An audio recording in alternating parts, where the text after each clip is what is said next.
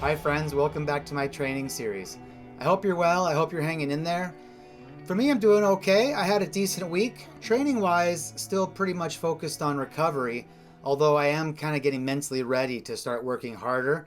Let's talk about this last week's schedule and what I did. First off, on Monday, I enjoyed a rest day. And in the afternoon, I visited my massage and bodywork specialist, which was really nice after so much driving that I did last week.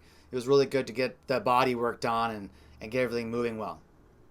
On Tuesday, my running assignment was 60 minutes of running and walking. I had an early morning dentist appointment to get a broken tooth fixed. And I was planning to go out and do my run really early in the morning before the early morning dentist appointment. But for some reason on Monday night, I didn't sleep very well, and I didn't get to sleep until way early in the morning on Tuesday. So anyway, I decided to skip out on the run and get a little bit of extra sleep instead. After work, I did my weekly yoga class via Zoom, which felt pretty good despite the fact that earlier in the day on Tuesday, I had pulled a muscle in my low back while I was handling a heavy storage tub. It felt really good to be able to stretch my back and stretch the body, so I was really thankful for that. On Wednesday, I was assigned 30 to 40 minutes of indoor rowing and then also do some mobility and strength exercises. The rowing felt pretty good, even though my back had been a little bit sore, but the strength exercises were tough for me. It had been several weeks since I had last done any strength stuff, and I'm really out of practice. On Thursday, I was assigned 60 minutes of walking and running. I woke up really tired on Thursday. On Wednesday night, I had taken half of a really powerful CBD gummy, and man, Thursday morning, I was hungover from it. So no more of that brand of CBDs for me. My back was also still a little bit sore from Tuesday, but I walked and moved and shuffled for an hour, and I got in 4.1 miles. I was also assigned to do some yoga in the afternoon, but I either forgot or I didn't notice it on the schedule, so I didn't do it. Oops. Friday morning, I was assigned 35 to 40 minutes of easy running. I went for a short 38-minute neighborhood run. I ran 3.6 miles, but I felt slow and heavy. On Saturday, my assignment was 75 to 90 minutes of easy running and hiking. I felt a lot better running than I did the day before. I visited some trails that feature some pretty decent climbing, and I didn't follow the easy part of the assignment. I pushed myself on some of the uphills and tried to slowly run up them instead of just hiking them all. And while my heart rate did get pretty high, I generally felt pretty good.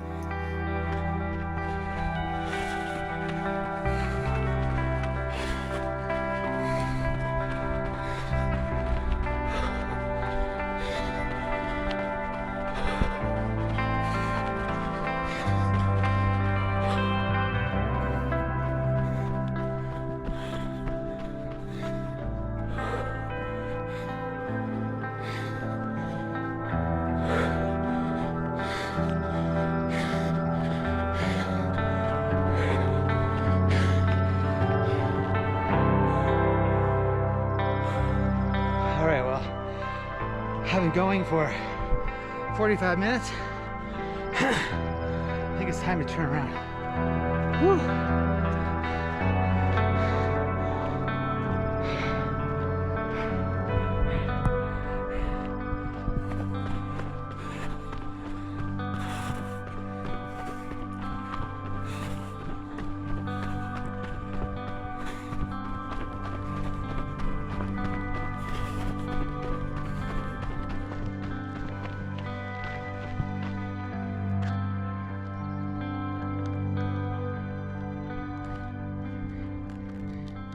In 75 minutes, I completed 5.5 miles with 1,300 feet of gain.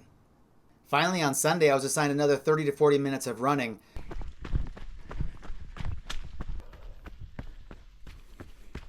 I ran 40 minutes and got in 3 miles.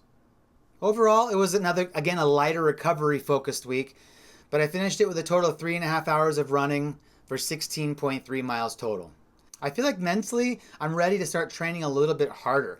It's been nice to have all this recovery time, but I feel like I need to kind of step it up a little bit. It's just been tough with how tired I was after Cocodona, and with this persistent cough, it's just not been the best recovery for me. I'm really jealous of all my friends who are already back out there killing it. In 6 weeks, I have the Canadian Death Race, and so I am ready, especially mentally. I really want to get ready for that race, and feel like I'm prepared to go up there and tackle another tough one. Okay, let's talk about some Q&A. I got a few questions sent in. Jennifer is suffering from a knee issue that's keeping her from running, and she asks how I get back to running after an injury. Jennifer, I'm really sorry to hear about your knee.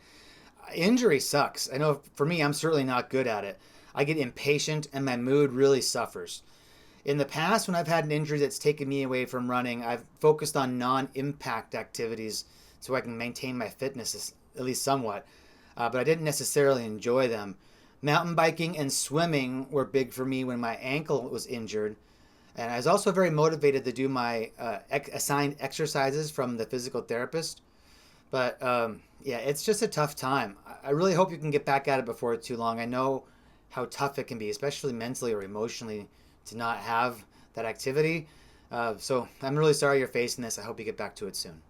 Haiburu asks if there are any weaknesses or areas that I want to improve in my next training block.